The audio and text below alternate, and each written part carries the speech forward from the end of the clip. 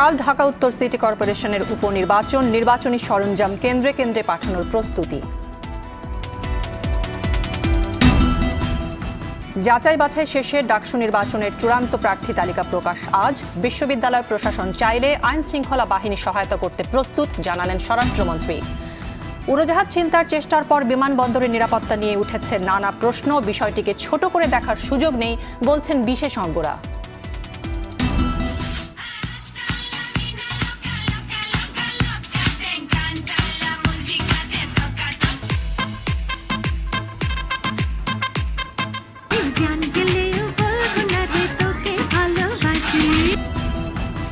এবং RTV star award 2018-তে জমকালো আয়োজন, আজীবন সম্মাননা পেলেন সঙ্গীতের কিংবদন্তি সাবিনা ইয়াসমিন।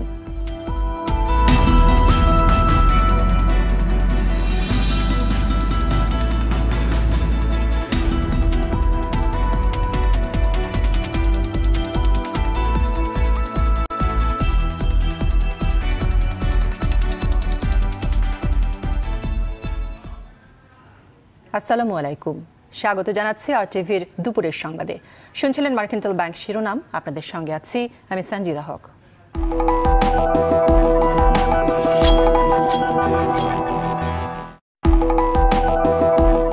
এবারে বিস্তারিত সংবাদ। কাল ঢাকা উত্তর সিটি কর্পোরেশনের মেয়র পদে উপনির্বাচন এবং উত্তর ও দক্ষিণ সিটি কর্পোরেশনের 36টি ওয়ার্ডে কাউন্সিলর পদে সাধারণ নির্বাচন। এই উপলক্ষে নির্বাচন অনুষ্ঠানের প্রস্তুতির পাশাপাশি ভোট গ্রহণের সামগ্রী বিতরণ শুরু করেছে নির্বাচন কমিশন। বেলা 1টা থেকে মানিক মিয়া এভিনিউয়ের রাজধানী উচ্চ বিদ্যালয় থেকে ভোট গ্রহণের সামগ্রী বিভিন্ন কেন্দ্রে নিয়ে যাচ্ছেন প্রিজাইডিং অফিসাররা।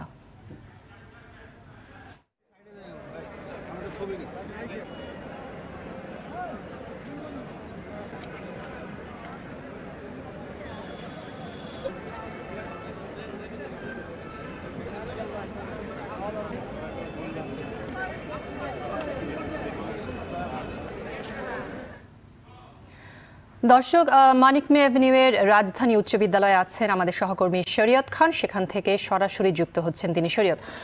শরীয়ত, আগামীকাল তো ঢাকা উত্তর সিটির উপনির্বাচন, তো এই উপনির্বাচনকে কেন্দ্র করে এবং 36টি ওয়ার্ডের ভোটের প্রস্তুতির সবশেষ খবর আমাদের জানান। সঞ্জিদা, আপনি জানেন যে কাল সকালে ঢাকা উত্তর সিটি কর্পোরেশনের মেয়র পদে উপনির্বাচন অনুষ্ঠিত হবে। সকাল 8টা থেকে বিকাল 4টা পর্যন্ত ভোট গ্রহণ অনুষ্ঠিত হবে। এছাড়া আরও ঢাকা উত্তর সিটি কর্পোরেশনে বর্ধিত 18টি এবং দক্ষিণ সিটি কর্পোরেশনে বর্ধিত 18টি ওয়ার্ডেও নির্বাচন অনুষ্ঠিত হবে। আর এই নির্বাচনকে ঘিরে সকল ধরনের প্রস্তুতি নির্বাচন কমিশন ইতিমধ্যেই সম্পন্ন করেছে। আপনি দেখতে পাচ্ছেন যে আমরা এই মুহূর্তে রাজধানীর উচ্চ বিদ্যালয়ে আছি। এখান থেকে আসলে ভোট গ্রহণের সকল সরঞ্জাম সকল কিছু সরবরাহ করা হচ্ছে। দুপুর 1টা থেকে এখানে এইসব সরবরাহ করা শুরু হয়েছে। প্রতিটি কেন্দ্রের রিটার্নিং কর্মকর্তারা এগুলো তদারকি করছেন। প্রতিটি ভোট কেন্দ্রের প্রিজাইডিং অফিসারদের এগুলো বুঝিয়ে দিচ্ছেন, তারাও সব কিছু নিয়ে এখান থেকে বুঝে নিয়ে যাচ্ছেন। আপনাকে আরেকটি বিষয় জানিয়ে রাখি যে ঢাকা উত্তরে নতুন করে যে সংযুক্ত হয়েছে 18টি ওয়ার্ডে, সেখানে 5,90,705 জন ভোটার রয়েছে। আর এছাড়া ঢাকা দক্ষিণে নতুন করে যে যুক্ত হয়েছে 18টি ওয়ার্ড, সেখানে রয়েছে 4,96,735 জন ভোটার। আর আপনাকে আরেকটি বিষয় জানিয়ে রাখি যে বিভিন্ন তারা যেসব কর্মসূচি গ্রহণ করেছে এই ইতিমধ্যে আপনাদের সকল বিষয়ে অবগত করেছে। যেমন তারা ইতিমধ্যে মোটর সাইকেল যে বিধিনিষেধ সেটাও জানিয়ে দিয়েছেন। সঞ্জিদা, এই অবস্থায় আমরা বলতে পারছি যে তাদের সকল প্রস্তুতি ইতিমধ্যে সম্পন্ন হয়েছে। সঞ্জিদা। শরীয়ত, আপনাকে অসংখ্য ধন্যবাদ। দর্শক, এতক্ষণ মানিক মিয়া এভিনিউয়ের রাজধানী উচ্চ বিদ্যালয় থেকে জানাচ্ছিলেন সহকর্মী শরীয়ত খান। ঢাকা বিশ্ববিদ্যালয়ের ডাকসু ও হল সংসদ নির্বাচনে মনোনয়নপত্র যাচাই বাছাই শেষে আজ চূড়ান্ত প্রার্থী তালিকা প্রকাশ করবে বিশ্ববিদ্যালয় কর্তৃপক্ষ। এদিকে সকালে মধুর ক্যান্টিনে জড়ো হয়ে ক্যাম্পাসে সাধারণ শিক্ষার্থীদের সঙ্গে পরিচিতি পর্ব শুরু করে ছাত্র দলের মনোনীত প্যানেলের নেতারা। এ সময় ছাত্র দলের ভিপি প্রার্থী মোস্তাফিজুর রহমান জানান, ক্যাম্পাসে তারা এখন পর্যন্ত অবস্থান করতে পারলেও হলে তাদের সহাবস্থান নিশ্চিত হয়নি। এদিকে সাধারণ শিক্ষার্থীদের সঙ্গে অপরাজেয় বাংলায় শুভেচ্ছা বিনিময় করেন ছাত্রলীগ মনোনীত ভিপি প্রার্থী রেজানুল হক চৌধুরী শোভন।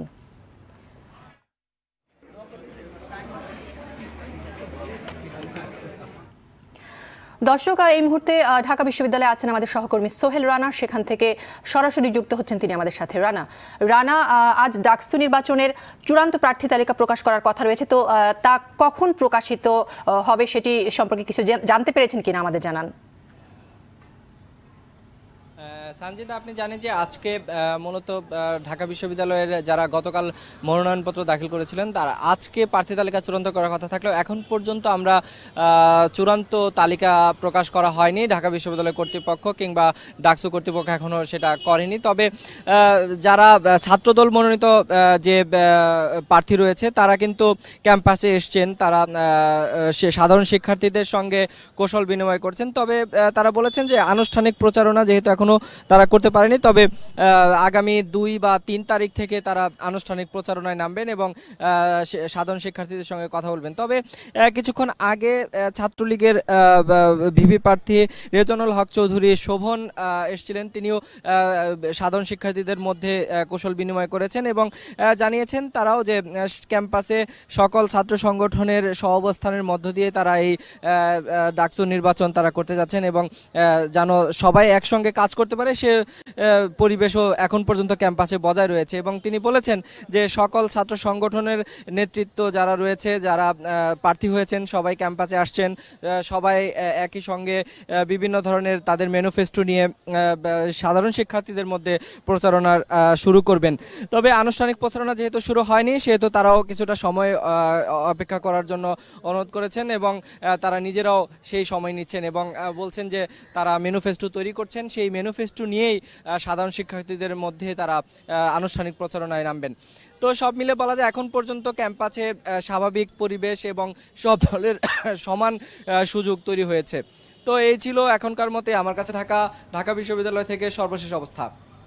রানা, আপনাকে অসংখ্য ধন্যবাদ। দর্শক, এতক্ষণ ঢাকা বিশ্ববিদ্যালয় থেকে ডাকসু নির্বাচনের খবরাখবর জানাচ্ছিলেন আমাদের সহকর্মী সোহেল রানা। ঢাকা বিশ্ববিদ্যালয় প্রশাসন চাইলে ডাকসু নির্বাচনে আইন শৃঙ্খলা বাহিনী সহায়তা করতে প্রস্তুত আছে বলে জানালেন স্বরাষ্ট্রমন্ত্রী আসাদুজ্জামান খান কামাল। সকালে রাজধানীর মগবাজারে প্রভাতী স্কুলে পুরস্কার বিতরণ অনুষ্ঠান শেষে একথা বলেন তিনি। এ সময় তিনি আশা করেন সকল দলের অংশগ্রহণে সুন্দর পরিবেশে বিশ্ববিদ্যালয় কর্তৃপক্ষ এই নির্বাচন করতে পারবে। এছাড়া যে কোনো পরিস্থিতির জন্য আইন শৃঙ্খলা বাহিনীকেও প্রস্তুত রাখা হয়েছে বলে জানান তিনি।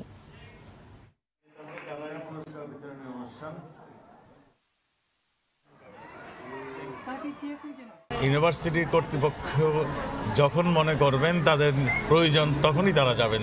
আমাদের নিরাপত্তা বাহিনী থাকবে তাদেরকে সহযোগিতা করার জন্য। তারা যে কোনো চ্যালেঞ্জ মোকাবেলা সক্ষম।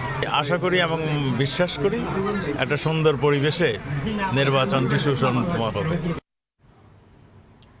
10 মার্চ উপজেলা নির্বাচনের প্রথম ধাপে কুড়িগ্রামের সবকটি উপজেলায় ভোট অনুষ্ঠিত হবে, যার মধ্যে জেলার নাগেশ্বরী উপজেলায় ভোটার সংখ্যা সবচেয়ে বেশি। নির্বাচন সামনে রেখে মিছিল, মিটিং আর প্রচারে সরগরম এই উপজেলা। প্রতিদিনই উন্নয়নের নানা প্রতিশ্রুতি নিয়ে প্রার্থীরা ছুটছেন ভোটারদের দ্বারে দ্বারে। কুড়িগ্রাম উত্তর প্রতিনিধি আব্দুল কুদ্দুস চঞ্চলের তথ্য ছবিতে আরও জানাচ্ছেন নুসরাত জাহান সিনথি।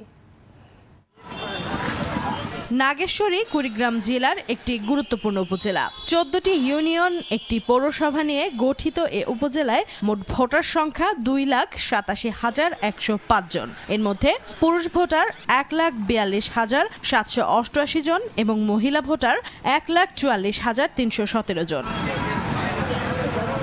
নদীবেষ্টিত এ উপজেলায় বিপুল ভোটারের অবস্থান থাকায় নির্বাচন সামনে রেখে ভোটারদের দৃষ্টি আকর্ষণে দিনরাত ছোটাছুটি করছেন প্রার্থীরা। এবার এ উপজেলায় আওয়ামী লীগের পক্ষে মোস্তফা জামান, জাতীয় পার্টির মহিবুল হক খোকন এবং বিএনপির উপজেলা সভাপতি গোলাম রসুল রাজা স্বতন্ত্র প্রার্থী হিসেবে প্রতিদ্বন্দ্বিতা করছেন। বিভিন্ন মানুষের সুখে দুঃখের পাশে দাঁড়িয়েছি, সে কারণে আমি আশা করি এবং এই আপামর জনগণ আমাকে তাদের সমর্থন দেবেন এবং শেখ হাসিনার হাতকে শক্তিশালী করবেন। একদিকে নৌকার প্রার্থী একাদশ সংসদ নির্বাচনের বিজয়ের ধারা অব্যাহত রাখতে তৎপর, অন্যদিকে নিজেদের বিজয়ের ব্যাপারে আশাবাদী অন্যান্য দলের প্রার্থীরাও। কোন রকম দুর্নীতি যদি না হয় তাই ইনশাআল্লাহ দলবল নির্বিশেষে গণতন্ত্র মনা মানুষ সবাই আমাকে ভোট দেবেই।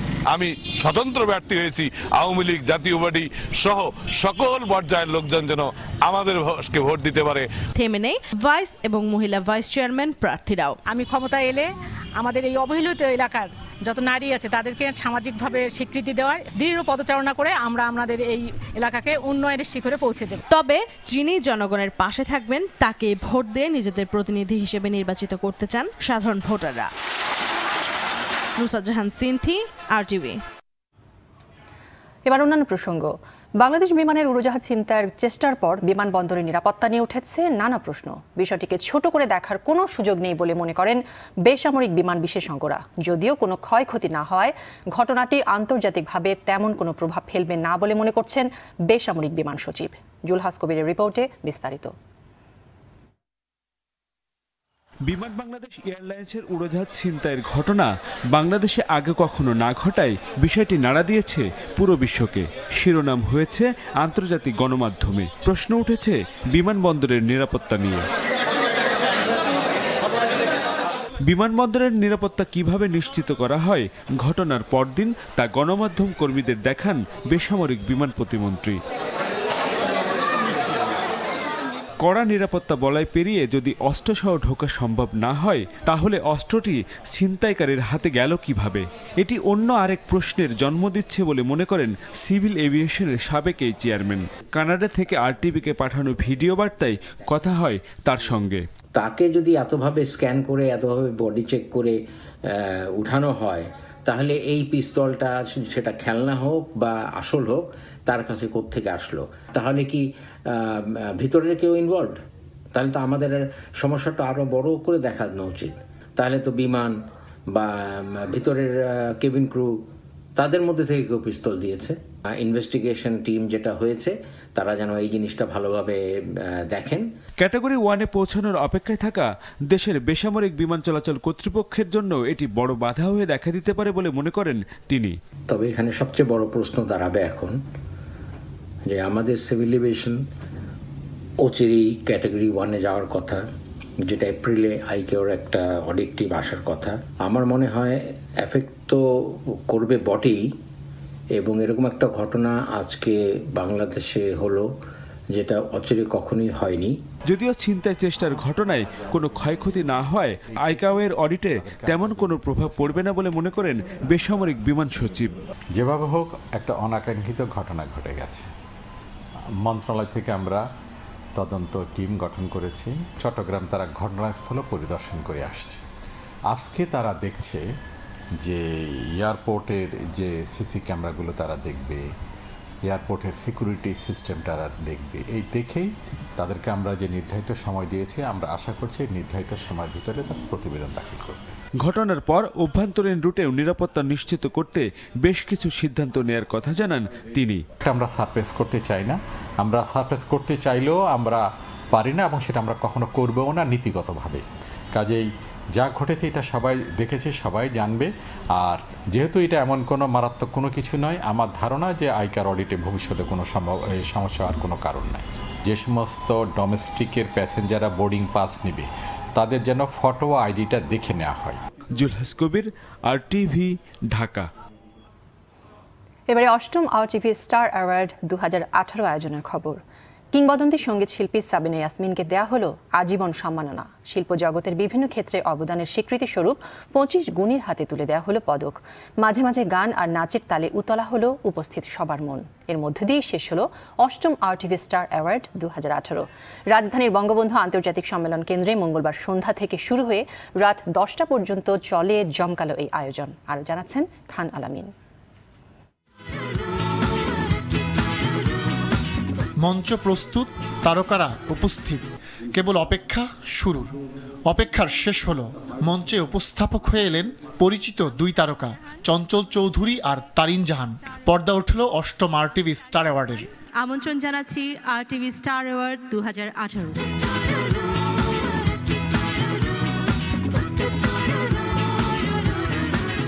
সম্ভাষণ দিয়েই শুরু। RTV ও স্পন্সর প্রতিষ্ঠানের কর্তা ব্যক্তিরা শুভেচ্ছা ও অভিনন্দন জানালেন অতিথিদের।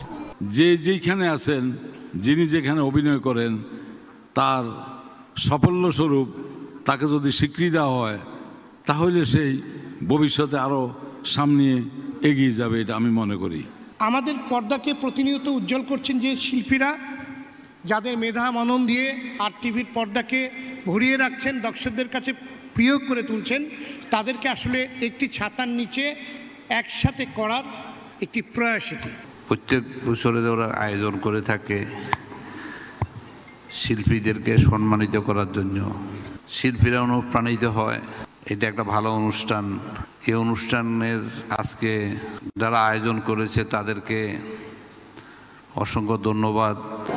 তথ্যমন্ত্রী ডক্টর হাসান মাহমুদ অনুষ্ঠান উদ্বোধন করে শুভকামনা জানান আরটিভিকে। যারা ভালো পারফর্ম করছে তাদেরকে উৎসাহিত করার জন্য এই অ্যাওয়ার্ড প্রবর্তন করেছে। সব টেলিভিশন চ্যানেল এই ধরনের অ্যাওয়ার্ড প্রদান করে না, এজন্য আরটিভি নিঃসন্দেহে ধন্যবাদ পাওয়ার যোগ্য। পরে আলোর রোশনাই শোভিত মঞ্চে আসেন সাদিয়া ইসলাম মৌ ও তার দল। নৃত্যের ছন্দে আর তালে মোহিত হন দর্শক।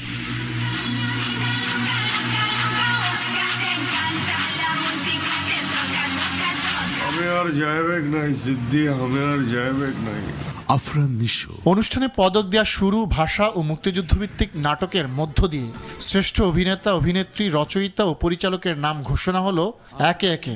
অতিথিদের কাছ থেকে পদক গ্রহণ করলেন বিজয়ীরা, যার 3টি পদকই গেছে ধাঙ্গর নাটকের ঝুলিতে।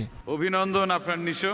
স্টার অ্যাওয়ার্ডের মাহেন্দ্রক্ষণ বলা হয় আজীবন সম্মাননা প্রদানের মুহূর্তকে। এর মাধ্যমে প্রতি বছরই মিডিয়া জগতের কোনো এক কিংবদন্তিকে আজীবন সম্মাননা জানায় আরটিভি।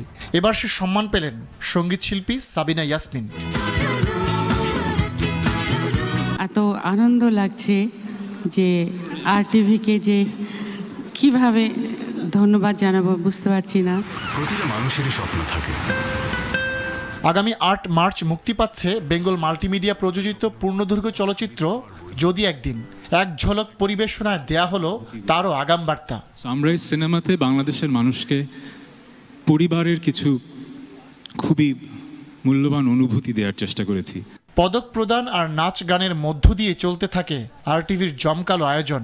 1 ঘন্টার নাটক ও টেলিফিল্ম, ধারাবাহিক নাটক, অপরাধ অনুসন্ধান বিষয়ক নাটক, সঙ্গীত ও ব্যান্ডদল বিভাগে মোট 25টি পদক দেওয়া হয় 25 গুণীর হাতে। কণ্ঠশিল্পী আসিফ, আখি আলমগীর, চিত্রনায়িকা নুসরাত ফারিয়া সহ তারকাদের তারাঝলমলে পরিবেশনা মুগ্ধ ও মোহিত করে দর্শকদের।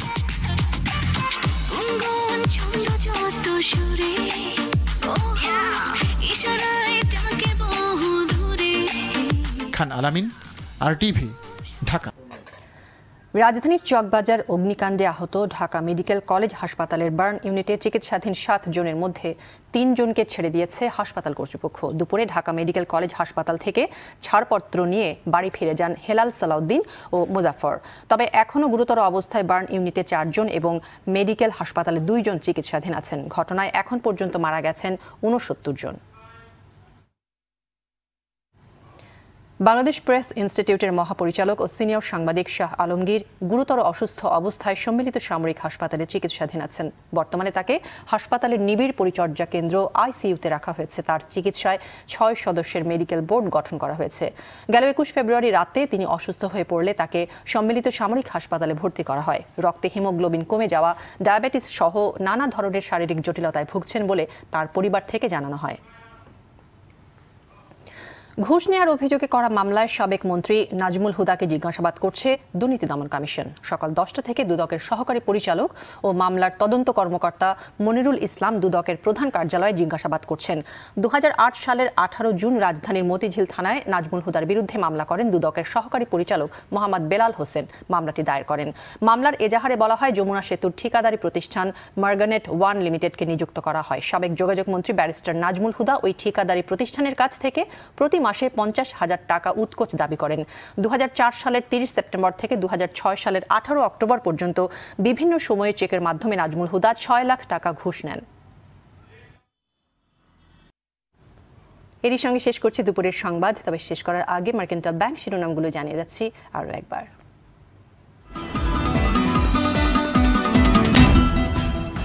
কাল ঢাকা উত্তর সিটি কর্পোরেশনের উপনির্বাচন কেন্দ্রে কেন্দ্রে পাঠানো হয়েছে নির্বাচনী সরঞ্জাম।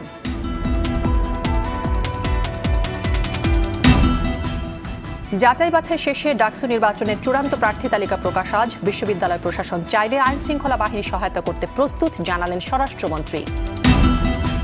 উড়োজাহাজ ছিনতাইয়ের চেষ্টার পর বিমানবন্দরের নিরাপত্তা নিয়ে উঠেছে নানা প্রশ্ন। বিষয়টিকে ছোট করে দেখার সুযোগ নেই বলছেন বিশেষজ্ঞরা। এবং RTV স্টার অ্যাওয়ার্ড 2018-তে জমকালো আয়োজন, আজীবন সম্মাননা পেলেন সঙ্গীতের কিংবদন্তি সাবিনা ইয়াসমিন।